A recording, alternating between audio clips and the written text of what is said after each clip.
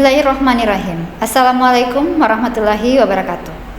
Perkenalkan, saya Dr. Nurzakia SKM MKM selaku dosen di Prodi Ilmu S1 Gizi dan Departemen Ilmu Gizi Fakultas Kesehatan Masyarakat Universitas Hasanuddin. Saya akan membawakan pernyataan diri dosen pada unjuk kerja Tridharma Perguruan Tinggi atau disingkat PDD UKT-PT, yaitu bidang pengajaran. Sejak saya menjadi dosen, saya telah diberikan amanah untuk mengampu beberapa mata kuliah yang sudah sesuai dengan PD Dikti dan juga kompetensi yang saya miliki, yaitu 13 mata kuliah di Prodi S1 Ilmu Gizi, diantaranya Perencanaan Pangan dan Gizi, Penulisan Ilmiah Gizi, Ilmu Pendidikan Gizi, Gizi Masyarakat dan Kepulauan untuk Prodi Ilmu Gizi, Ekonomi Pangan dan Gizi, Penilaian Status Gizi, Magang Gizi Kesmas, Ilmu Pendidikan Gizi, Gizi Masyarakat dan Pesisir untuk kelas Kesmas, Farmakologi, Analisis Bahan Makanan, System Thinking Learning Organization, dan Kehalalan dan Keamanan Pangan. Selain itu, saya juga mengampu 4 mata kuliah di Prodi S2 Ilmu Gizi, Kajian Intervensi Pangan dan Gizi, Kajian Halal Sains, Filsafat Ilmu dan Penulisan Ilmiah, serta Pendidikan Gizi dan Perubahan Perilaku. Untuk kali ini, mata kuliah yang saya pilih untuk dimasukkan dalam video pengajaran ini adalah mata kuliah Perencanaan Pangan dan Gizi, yang merupakan mata kuliah wajib bagi mahasiswa Prodi S1 Ilmu Gizi dan diprogramkan pada semester 6 dengan bobot 2 SKS. Mata kuliah ini membahas tentang model konseptual gizi untuk perencanaan, intervensi, dan evaluasi program-program gizi. Selanjutnya juga akan membahas terkait analisis masalah dan kebutuhan masyarakat, prioritas masalah, rancangan program, pembiayaan, implementasi, serta monef dari program gizi. Selain itu juga akan ada studi kasus, terutama terkait 4 masalah gizi, yaitu KEK, KPA, GAKI, dan anemia. Untuk mata kuliah Perencanaan Pangan dan Gizi ini ada 3 CPL yang dibebankan, yaitu yang pertama CPL 1 mampu menginternalisasi etika profesional gizi dalam layanan gizi pada individu, masyarakat, dan institusi. CPL 5 mampu menunjukkan program gizi dan manajemen layanan gizi di lembaga masyarakat. CPL 8 mampu melaksanakan penelitian di bidang gizi dan bidang terkait untuk memecahkan masalah gizi. Selain itu ada 3 CPMK terkait 3 CPL yang sudah dibebankan, yaitu CPMK 1 mahasiswa mampu menerapkan standar etika profesional dalam layanan gizi di Indonesia. CPMK 2 mahasiswa mampu merancang setiap tahapan dalam perencanaan program gizi di masyarakat. CPMK 3 mahasiswa mampu mengimplementasikan perencanaan pangan dan gizi dalam praktek lapangan. Adapun sub CPMK yang ingin dicapai dari mata kuliah ini terdiri dari 9, yaitu mahasiswa mampu mengidentifikasi kebutuhan masyarakat, prioritas masalah gizi di masyarakat, merancang program intervensi, menyusun pembiayaan, menjelaskan tahapan-tahapan, kemudian melakukan monitoring dan evaluasi, merancang evaluasi program, serta merancang program intervensi untuk mengatasi. Dan yang terakhir adalah mampu menerapkan seluruh tahapan ini dalam perencanaan pangan dan gizi di Puskesmas. Untuk menjawab 9 CPMK ini dibagi dalam 8 materi pembelajaran, yaitu analisis masalah, prioritas masalah, rancangan program, pembiayaan, implementasi, monitoring, dan evaluasi terkait studi kasus, dan kemudian diakhiri dengan project based learning. Untuk video pengajaran kali ini akan fokus pada sub CPMK 2, yaitu mahasiswa mampu menentukan prioritas masalah gizi di masyarakat dengan berbagai metode. Secara keseluruhan, mata kuliah ini akan menilai dengan beberapa penilaian, diantaranya adalah penugasan kelompok, studi kasus, dan project based learning. Adapun dalam topik yang akan dimasukkan dalam video PDD UKT-PT ini adalah menentukan prioritas masalah dan akan menggunakan penilaian dengan penugasan kelompok. Terima kasih.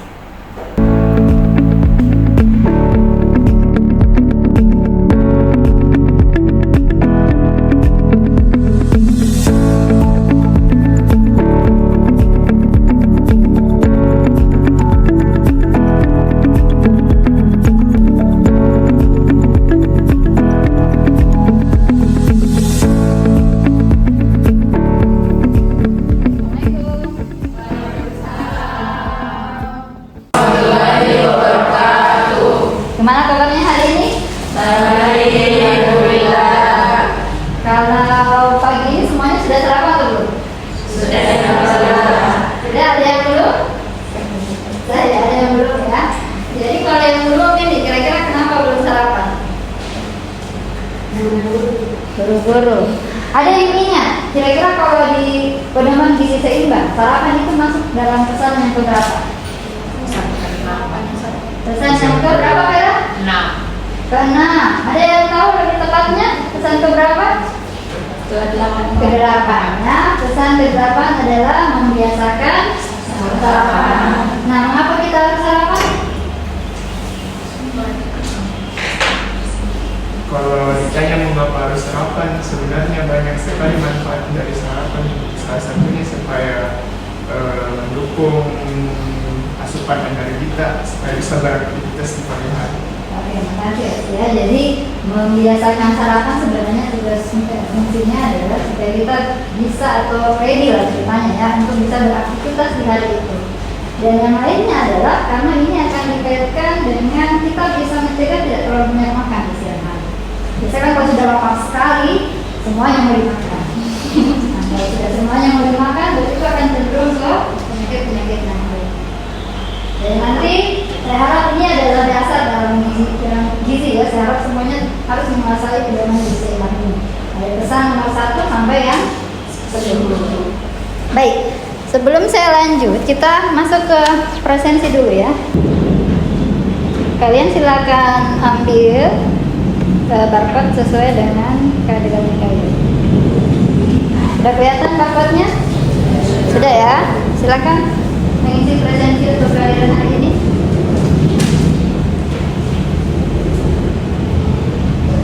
Semuanya bisa? Ada yang terkendala? Aman ya? Aman ya? Materi kita hari ini adalah penentuan prioritas masalah kesehatan. Ini dalam rencana pembelajaran sudah dituliskan bahwa ini adalah materi keempat. Sebelumnya ada materi 1 sampai 3 ini dibawakan sama Prof. Mamin selaku sebagai penanggung jawab atas kuliah ini. Sebelumnya itu adalah analisis masalah dan kebutuhan masyarakat. Ada yang bisa memberikan atau mengingat ya, bisa mengingat kemarin itu apa yang dimaksud dengan analisis masalah dan kebutuhan masyarakat. Silakan. Ya, silakan aja. Kalau dari materi yang disampaikan pada pertemuan sebelum itu, kalau membahas tentang analisis masalah itu dapat diartikan sebagai proses mengidentifikasi dan memahami penyebab utama permasalahan pangan dan gizi di masyarakat seperti kurangnya asupan zat gizi atau kebiasaan makanan yang kurang sehat. Jadi itu kita mengambil data masalah-masalah apa saja yang terjadi di tempat tersebut, kemudian kita buat analisis masalahnya. Baik. Jadi sebenarnya kalau dari dalam perencanaan pangan dan gizi, proses melakukan analisis masalah ini menjadi proses yang paling awal kita datang ke sebuah lokasi, kita dengan dinas kesehatan ataupun dimanapun kita berada, kita harus dulu melakukan analisis masalah apa sebenarnya yang dibutuhkan oleh masyarakat. Jadi memang nanti bentuknya kayak semacam list, masalah anemia, masalah obesitas, masalah apa lagi yang ada biasanya? Stunting, apa lagi? Ya. Itu baru kita buatkan semacam listnya. Nah, kelanjutan dari situ adalah menentukan prioritas masalah kesehatan. Jadi kan di awal kita melis dulu. Nah, pada saat melis jangan lupa mengapa disebut itu sebagai masalah. Berarti kita harus membandingkan dengan standar yang ada. Kita tidak bisa menyampaikan bahwa ini masalah hanya karena angkanya yang besar. Angka yang besar itu kan tidak akan kelihatan menjadi masalah kalau tidak ada pembenahan.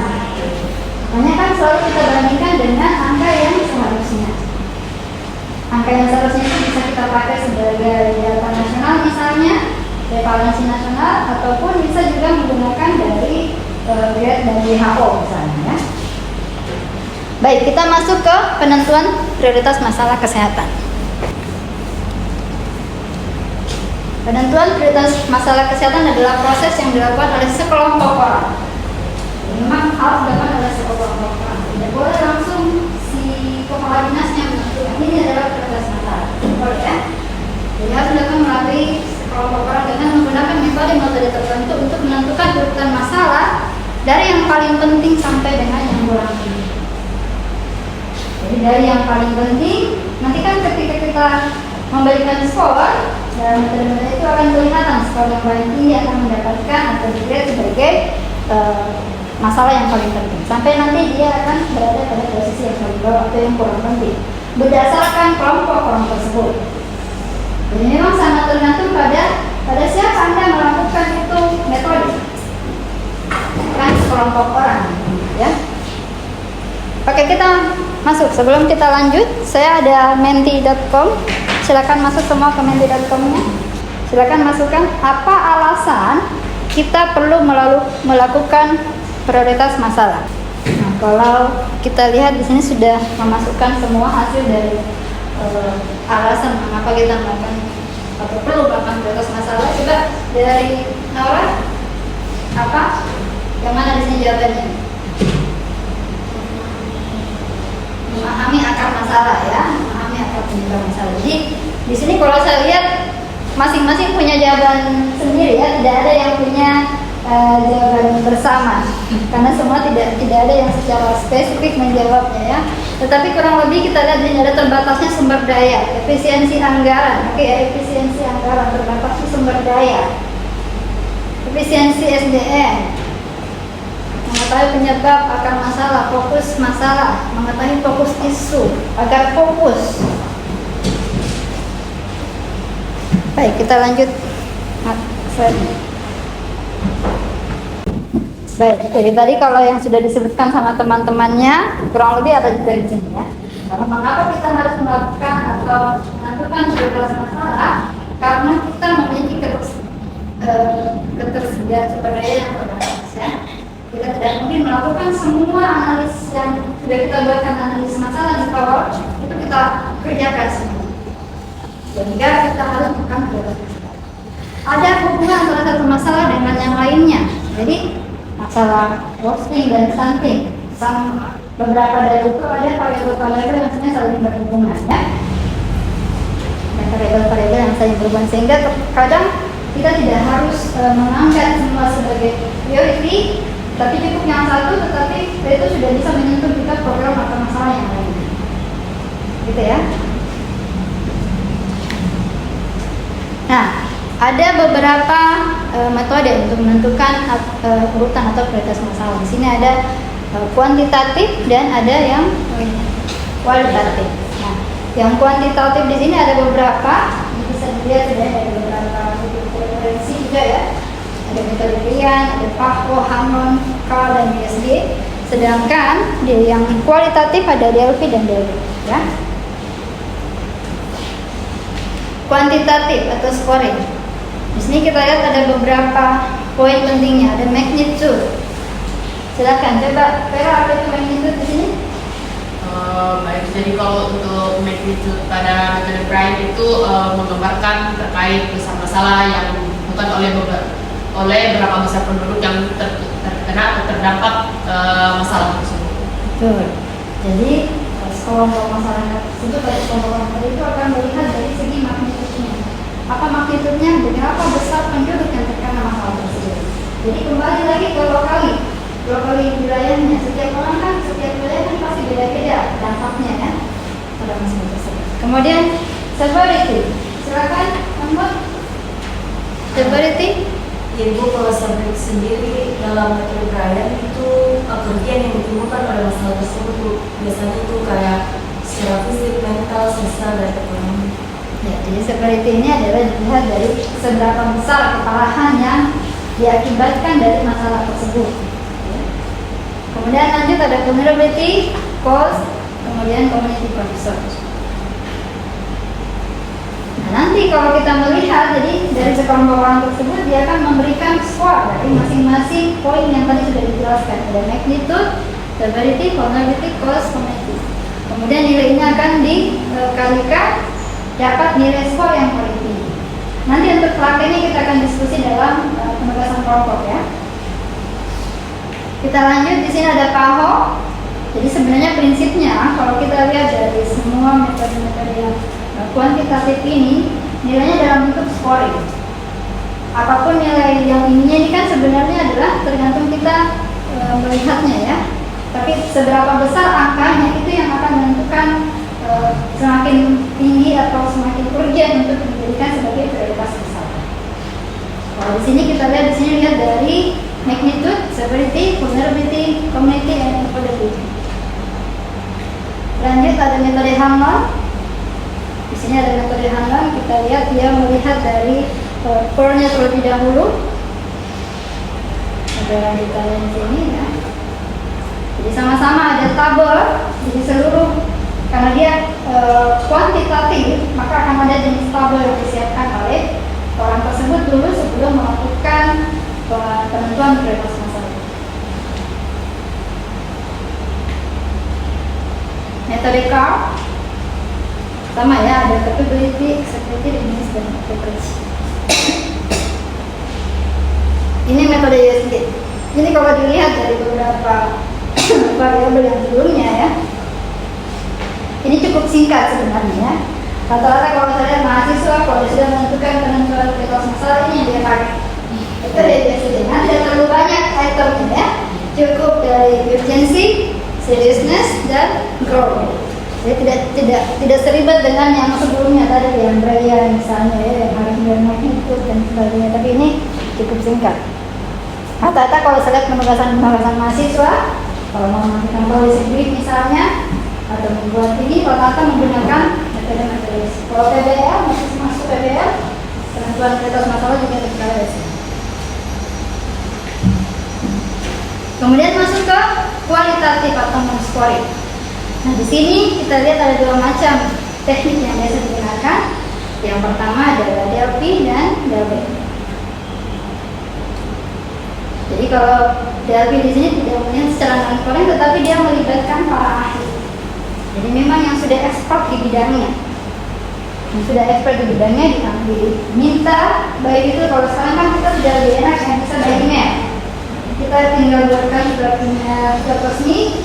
Kami mau menentukan prioritas masalah dengan metode DLP. Anda sebagai pakar misalnya di bidang gizi, kami membuatkan pertanyaan yang dibuatkan secara singkat yang mana yang dijadikan sebagai prioritas.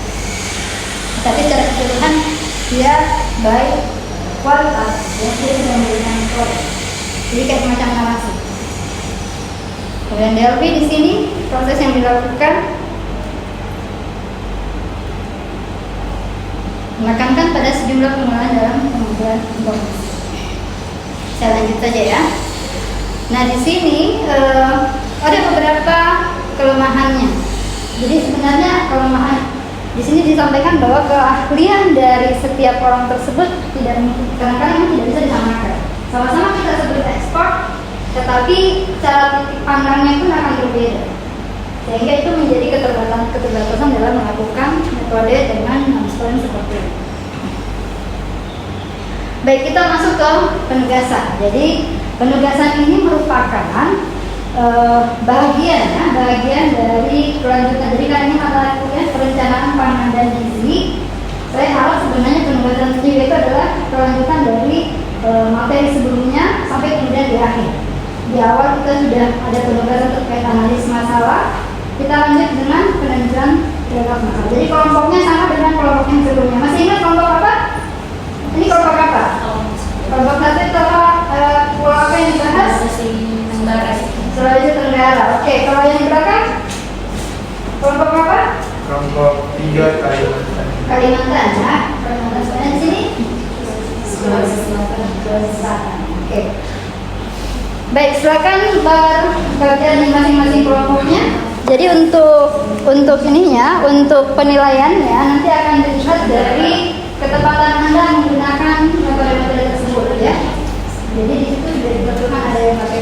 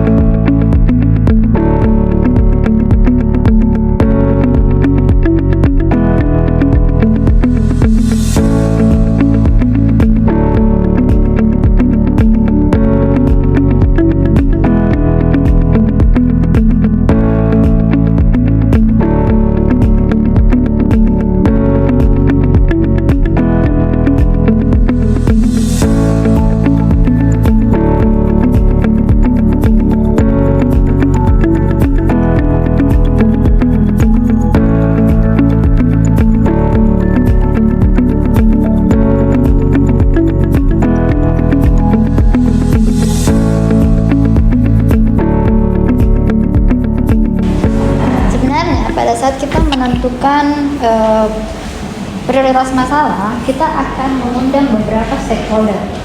Ya, kita akan mengundang beberapa stakeholder. Anggaplah kita mengadakannya di tingkat puskesmas. Biasanya itu yang ada di bawahnya puskesmas kan ada kelurahan misalnya, ada apa lagi? Jadi kita bagi dari bagian yang saya sampaikan ya.